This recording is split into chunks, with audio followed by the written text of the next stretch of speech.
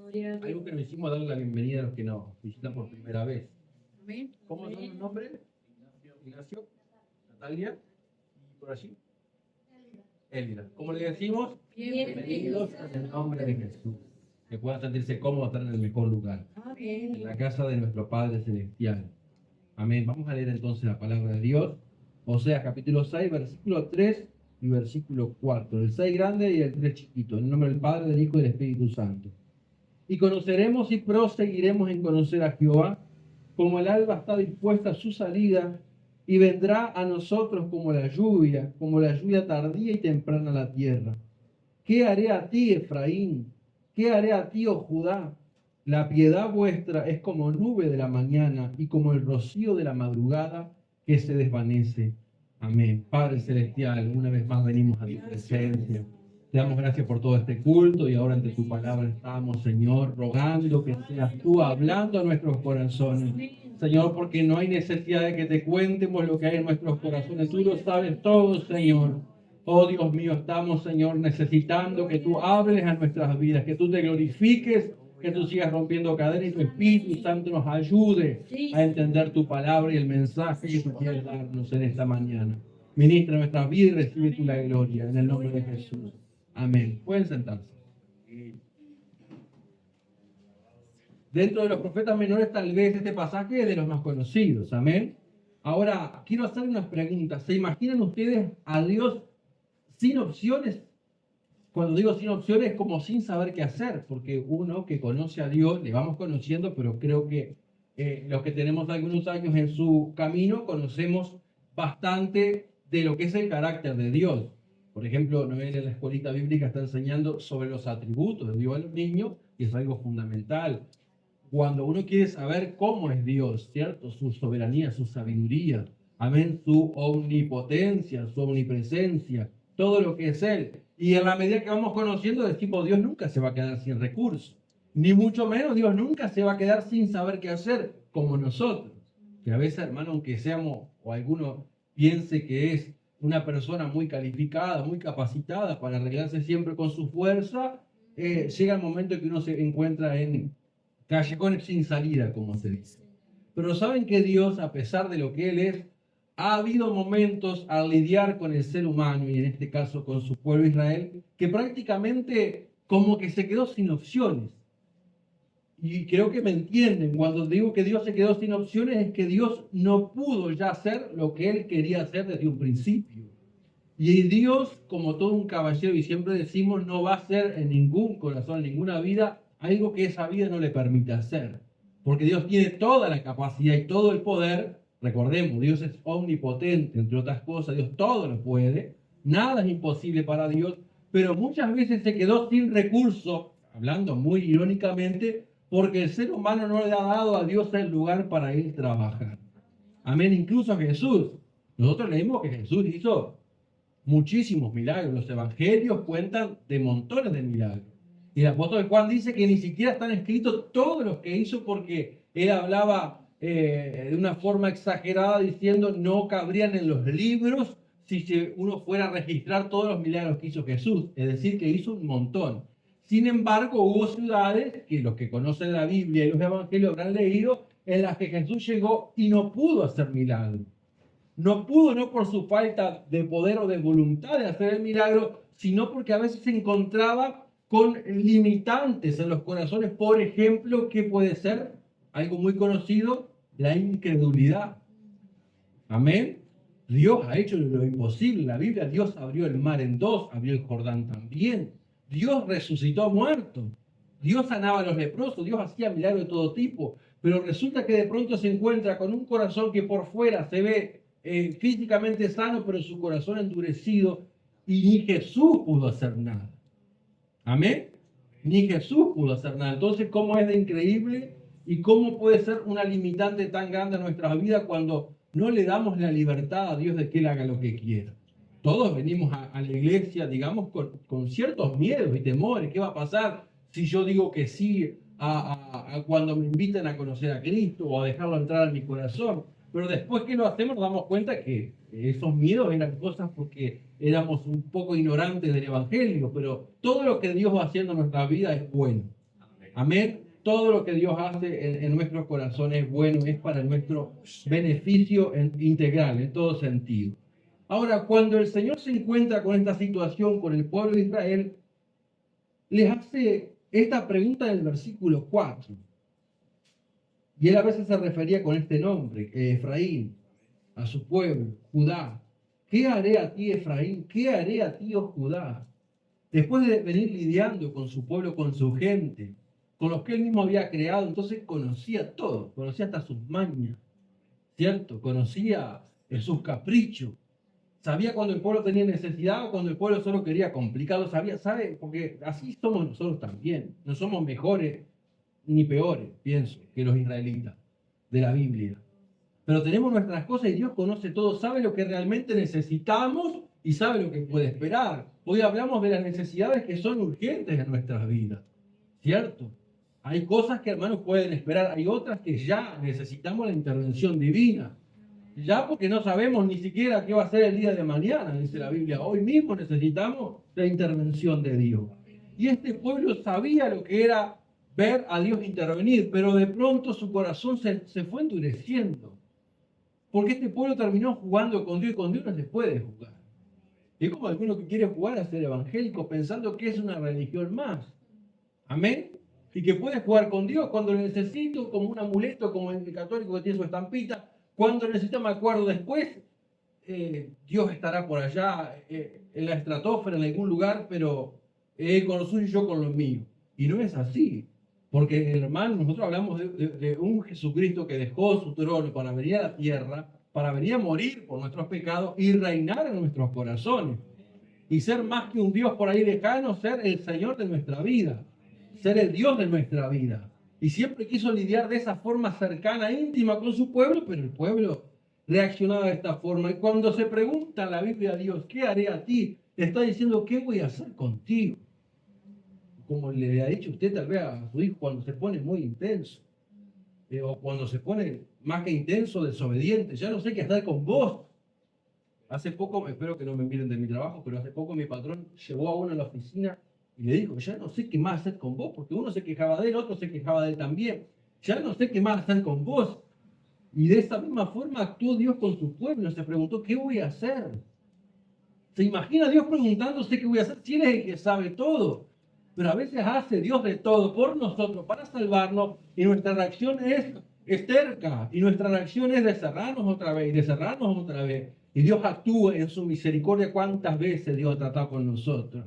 ¿Cuántas veces nos habló y nos volvió a dar lo mismo? Preparó circunstancias que nos acorralaron para que le busquemos y otra vez volvemos a lo mismo. Dios tiene misericordia. Pero la Biblia dice en Isaías 55:6, buscad a Dios mientras Él puede ser hallado. Llamen a Dios mientras Él esté cerca. Deje el impío, el pecador, su camino y el hombre inicuo sus pensamientos y vuelva hacia Jehová, porque dice, si te vuelve a Dios, Dios va a tener de él misericordia y Dios va a ser amplio en perdonar. Amén. Gloria al Señor. Entonces, ¿por qué Dios le dice a todo el pueblo? Porque está un poco cansado de la inconstancia de los israelitas. Y como dice el título de este pasaje, antes del capítulo 6, tiene un subtítulo en su Biblia, como es insinceridad del arrepentimiento de Israel. ¿Cierto? Parece que se arrepentían, pero les duraba tan poquito. Por eso Jesús citó a los profetas y citó la Biblia también, el Antiguo Testamento, y en un momento dijo, bien, dijo el profeta de ustedes, me honran de labio, pero su corazón está lejos de mí. Parece ser la persona más espiritual. Hay gente que carga una Biblia o se viste como cristiano, como cristiana, pero su corazón está lejos de Dios. Amén. Jesús dijo, por los frutos van a conocer si esa persona es de Dios o no es de Dios. Pero que Dios nos ayude. A veces nuestro arrepentimiento, hace unos días el pastor en Paysandú hablaba de la necesidad de arrepentirnos. Hasta los cristianos tenemos que arrepentirnos. Todos los días de muchas cosas. Ya no al grado de antes, porque antes vivíamos en el estado del pecado. Ahora nos arrepentimos, Dios nos perdonó, pero cada día nos equivocamos. Ojalá en pequeñas cosas y nos arrepentimos y Dios perdona. Pero este era un arrepentimiento insincero. Era momentáneo. ¿Se acuerdan del rey Acab, que fue de los peores? Hubo un momento que él dice que la palabra llegó y se arrepintió, pero el tiempito volvió a lo mismo. Amén. Hace unos días hablaba con mis compañeros, hemos conversado sobre el Evangelio y un capataz mío me decía, yo he estado en un bautismo, no sé ni en dónde, pero a veces como que me dan ganas porque lo que escucho, y él me dice, yo cambié muchas cosas, yo era alcohólico, esto, aquello, y con su fuerza fue haciendo. Pero después, hermanos, todo el mundo sin Dios, que no conoce el Evangelio, se pone a pensar, pero lo que yo soy, lo que yo fui, lo que yo hice, mi carácter, yo nunca voy a poder hacer como aquel que va a la iglesia, porque piensa todo con su fuerza, piensa todo que es haciendo esto o aquello como si fuera, como decía hoy, una religión más. Pero el Evangelio es distinto. Porque mi hermano, cada uno de los que estamos aquí, ninguno nació ni santo, ni consagrado, ni mucho menos. Todos pecadores, dice la Biblia. Pero cuando dejamos que el Espíritu de Dios haga la obra en nuestros corazones, Él desde ese día comenzó a ayudarnos a cambiar aquellas cosas que por nosotros mismos jamás hubiéramos hecho. Pero Dios lo fue haciendo. Nosotros solamente apertura de corazón, pero la obra y el poder ha sido siempre de Dios. Amén. Para que algo en nosotros perdure. Porque de esto se trata este mensaje. Tiene como nombre, ¿cuánto dura tu piedad? ¿Qué le decía Dios a este pueblo? ¿Qué voy a hacer contigo? La piedad de ustedes es como a las 9 de la mañana y como el rocío de la madrugada que se desvanece. ¿Cierto? ¿Cuánto cae el rocío y cuánto dura? Hasta que el sol caliente demasiado, después ya en la tarde ni nos acordamos del rocío que cayó. Y Dios le dice a su propio pueblo, y Dios no lo hace con odio, lo hace también con dolor, porque es su pueblo, es su gente. Como Dios trata con nosotros, somos sus hijos, pero a veces con los hijos hay que tratar duro también. Y Dios lo sabe mejor que cualquiera, porque Dios es el único Padre perfecto. Amén. Y Dios le dice, la piedad de ustedes no dura nada. Ustedes son piadosos por un rato. Y la pregunta para nosotros es, ¿cuánto dura tu piedad? ¿Usted es piadoso? ¿Es piadosa? Capaz que no nos animamos, sí, yo soy, porque nos sentimos, qué orgullosos, que dijo que sí. Pero estamos en el camino de la piedad. Queremos tener devoción por las cosas de Dios, por las cosas santas de Dios. Fallamos, pero procuramos enmendar de inmediato y buscar a Dios y serle fiel. Y además la paz que nos da, el sentirnos perdonados por Dios es algo inexplicable. El salmista David en el Salmo 32, cuando escribe la dicha del perdón, él dice, feliz la persona que Dios ya no lo culpa de pecado. ¿Cierto? 3 veces feliz, porque dice bienaventurado, 3 veces feliz la persona que Dios no lo culpa de pecado, que en su corazón no hay iniquidad. Amén. Esa es la felicidad más grande. Y por eso de inmediato nosotros procuramos arreglar las cuentas con Dios. Dicen, Job, vuelve en amistad con Él y tendrás paz. Y por ello te vendrá bien. Gloria a Dios. ¿Qué voy a hacer contigo? La Biblia nos muestra un Dios eterno. Amén. Es más, uno de los nombres de Dios es el Olam, que significa el Dios eterno. Amén. Y dice que hasta el capítulo 3, versículo 11, que Dios ha puesto eternidad en el corazón de los hombres. Además de todo esto, Dios ha sembrado en nuestros corazones, o lo que Dios ha sembrado es con la idea de que perdure. Dios está acostumbrado a las cosas que duran, a lo que es constante, a la permanencia. Dios le gusta esas cosas, no le gusta el doble ánimo, como dice Santiago, y que un día dice, sí, Señor, te voy a seguir, te voy a servir, a las horas, al otro día ya se levantó de mal humor y ya lo que pensaba ayer no lo pienso hacer hoy. Eso no le gusta a Dios. A Dios le gusta la determinación, gloria al Señor. Y en base a esta palabra, Dios le está diciendo, la piedad vuestra es como nube de la mañana, como rocío de la madrugada que se desvanece. Así que, hermano, la pregunta para nosotros es, ¿cuánto dura tu piedad? Y en base a esta pregunta, hermanos, ¿cuánto dura tu amor por Cristo? ¿Cuánto dura tu amor por los demás? Mientras todo salga bien, mientras sienta ganas de ser piadoso, voy a ser piadoso. Mientras tenga fuerza para ser piadoso, mientras todo obre a mi favor, voy a ser piadoso. Mientras tenga fuerza para hacerlo, mientras esté a gusto con Dios, con la iglesia, voy a ser piadoso. Pero no, es más que eso. Tenemos que ser piadosos hasta el fin. La Biblia dice que persevera hasta el fin, este será salvo. ¿Cuánto dura entonces ahora sí tu amor por el Señor? ¿Cuánto dura? Nosotros a veces, hermanos, tenemos un amor muy condicional. Mientras todo fluya, vamos lindo adelante. Siempre estoy citando lo que ha hecho referencia el pastor Omar Tejero, nuestro supervisor internacional. Algunos se convierten a Cristo diciendo como que firmando un contrato. Voy a seguir a Cristo, voy a ser cristiano mientras todo salga bien. mientras todo marche como yo quiero que marche. Pero hermanos, si Él es el Señor de nuestra vida, Dios es el que manda. Dios pone las condiciones y nunca va a poner algo que vaya más allá de nuestra fuerza. Amén. Hay un pasaje conocido en Apocalipsis capítulo 2, versículo 2 al versículo 4. Amén. Cuando Dios trata con la iglesia que estaba en una ciudad llamada Éfeso, es decir, cuando Dios trata con los efesios, en Apocalipsis capítulo 2 empieza a hablarle y primero el Señor viendo todo lo bien que hacía. Amén. Apocalipsis 2:2, si se le dificulta encontrar no hay problema. Apocalipsis 2:2. Yo conozco tus obras y tu arduo trabajo y paciencia, que no puedes soportar a los malos.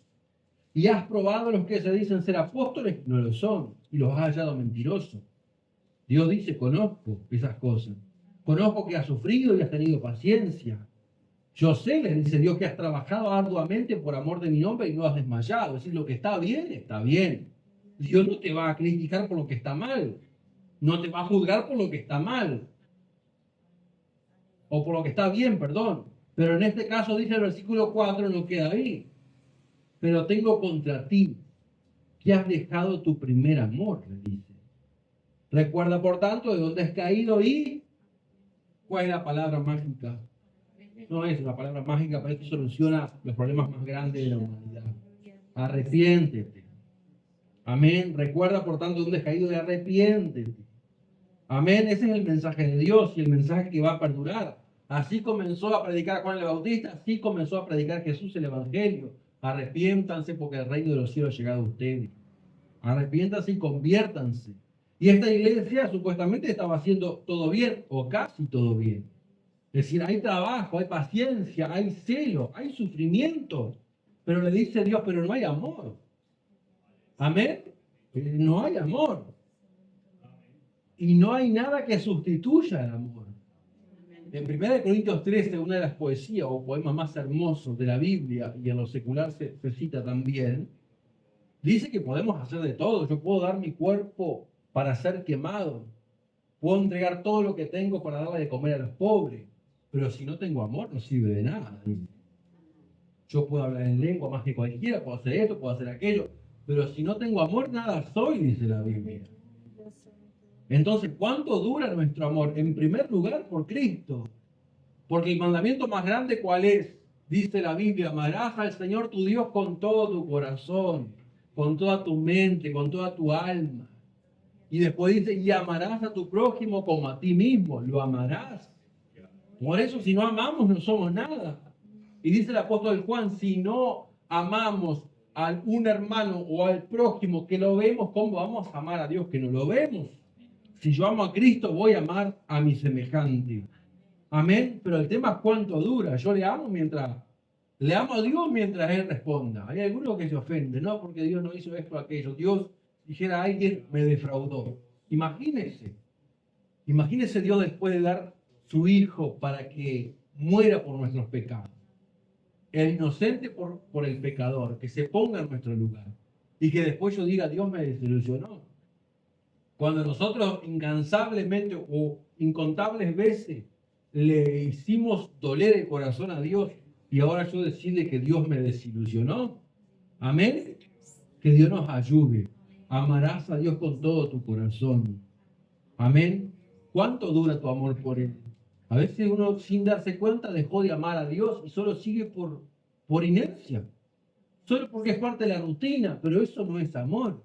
Eso sí es, como lo dije, es rutina. Pero cuando uno ama de verdad a Cristo, todo fluye y todo se hace más fácil.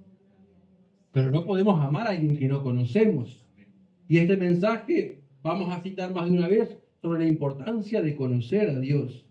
Dice el versículo 3, conoceremos y proseguiremos en conocer a Jehová. Esa tiene que ser la disposición. Cuando usted conoce a alguien, si es una buena persona, si es digna de amar, usted le va a amar fácilmente. Después tenemos que amar a todos, pero en el caso de Dios, hermano, en el caso de Dios es fácil de amar. Dios es la persona más fácil de amar. Pero ¿cuánto dura nuestro amor por Él? Mientras el Señor responda a todo, y a veces no siente que a veces, no será siempre, pero muchas veces parece que Dios respondió todo y resolvió cosas que uno pensaba que iba a llevar años. Pero a veces Dios cambia la forma. Y de pronto se detiene y no responde esto, se demora un poco más por acá, por allá, no me sana todavía.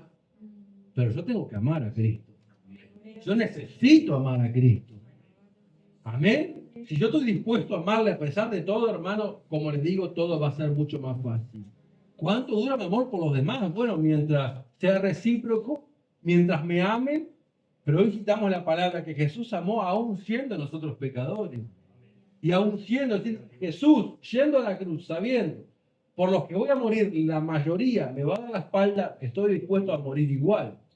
Eso es lo que hizo Jesús por nosotros.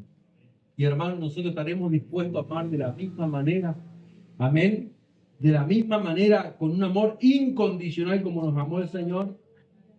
La siguiente pregunta es, ¿cuánto dura tu paciencia? Tu espera. La paciencia en la Biblia muchas veces es esperar en Dios. Dice Santiago capítulo 5, versículo 7, gloria a Dios. Santiago capítulo 5, versículo 7, por tanto, hermanos, tened paciencia hasta la venida del Señor. Mirad como el labrador espera el precioso fruto de la tierra, aguardando con paciencia hasta que reciba la lluvia temprana y la tardía. Tened también vosotros paciencia y afirmad vuestros corazones, porque la venida del Señor está cerca. La venida del Señor se acerca. ¿Cómo tenemos que esperar? Como el labrador. Amén. El que planta espera con paciencia, no es que al otro día ya van a hacer, no, hermano Felipe. El que planta tiene que trabajar, tiene que tener paciencia. Trabaja y espera. Tiene que ir todo de la mano. Y en nuestras vidas, ¿queremos frutos? ¿Usted quiere frutos? ¿Quiere respuesta en las oraciones? Bueno, hay algunos que quieren respuesta sin orar. Quieren respuesta sin doblar rodillas, sin llorar en la presencia del Señor. Amén. Así que trabaja y espera como el labrador. Aleluya. Espera el precioso fruto. Y nosotros queremos precioso fruto también. Aguardando con paciencia hasta que reciba la lluvia temprana y la tardía. ¿Hasta cuándo hay que esperar? Hasta la venida del Señor. Mire qué más dice Santiago capítulo 1, versículo 4. Santiago capítulo 1, versículo 4. Antes dice que la prueba de nuestra fe produce paciencia, pero dice el 4. Mas tenga la paciencia su obra completa. Porque hay gente que piensa que es paciente y tal vez nosotros creemos que somos pacientes, pero hasta que explotamos. Dice la Biblia que Moisés era el hombre más manso de la tierra. Textuales palabras, el hombre más manso de la tierra. Pero llegó un momento que el pueblo lo cansó tanto que explotó. Se enojó. El Señor le dijo que actúe de una forma porque ella sabía que obedeciendo a Dios, la peña de Oreb iba a dar agua para que todo el pueblo beba. Pero en un momento se enojó y se que golpeó. Amén. Y era más para que el pueblo no dé gloria a Dios por ese momento, por un momento de enojo y donde lo manso se le fue. La mansedumbre no estuvo presente. Y en nuestras vidas, hermanos, ¿cuánto dura nuestra paciencia? Que tenga su obra completa. Si no, no es paciencia. Amén. Que esperemos hasta ver los resultados. Que esperemos hasta sentir el respaldo y la aprobación divina. Que esperemos hasta ver la respuesta que estamos buscando, que estamos procurando. Hasta la venida del Señor que esperemos. Pero ¿y nuestra paciencia cuánto dura? ¿Hasta cuándo estamos dispuestos a esperar? Es una gran pregunta. En muchos aspectos de nuestra vida, ¿hasta cuándo estaremos dispuestos? Porque no piensa que Dios nos esperó bastante. ¿No es cierto? Dios esperó bastante por nosotros. Porque no sé si alguien de acá dice, el primer llamado de Dios, yo dije, heme aquí, Señor. Nadie, hermano.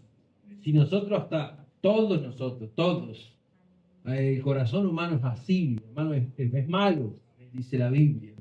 Somos malos, entonces nos cuesta mucho dolor reconocer que necesitamos del Señor. Pero gracias a Dios por la paciencia de Cristo. Gracias a Dios por la paciencia que tuvo con nosotros, que nos ha esperado hasta que su paciencia tuvo obra completa como tiene que ser. Y estamos hoy aquí. Hermanos, ¿cuánto dura tu fidelidad? Les quiero leer una definición sobre lo que es la fidelidad. O alguna de ellas porque es algo bastante completo. Fidelidad es lealtad inquebrantable. Fidelidad es confiabilidad y constancia en el amor y el compromiso, en nuestro caso, hacia Dios. Y eso es lo que me gusta de la fidelidad, que no es algo de un día para el otro, es algo que es permanente. Y si se modifica es para bien, para crecer. Se demuestra con acciones. No es solo una creencia intelectual, sino una fe activa que lleva a la obediencia. Son todas las características de la fidelidad. Yo no puedo decir que alguien es fiel porque habla muy lindo, ¿cierto? Yo no puedo decir que alguien es fiel cuando lo veo cruzar. Necesito ver evidencia de esa fidelidad. Amén.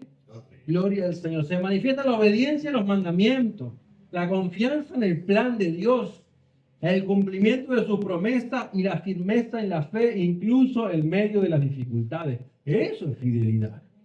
Tal vez algunos dicen, yo soy fiel, pero sí pensar que es ser fiel. Es pesada esa palabra. Y Dios nos ayude porque Dios es fiel. Lo vemos por todos lados, los pegotines, los autos, Dios es fiel. Pero a veces no sabemos qué es la fidelidad. Y que Dios nos ayude es lealtad. Dios es fiel a su palabra. Dios dijo que te iba a sacar del pozo de la desesperación y te sacó, porque Él es fiel a su palabra.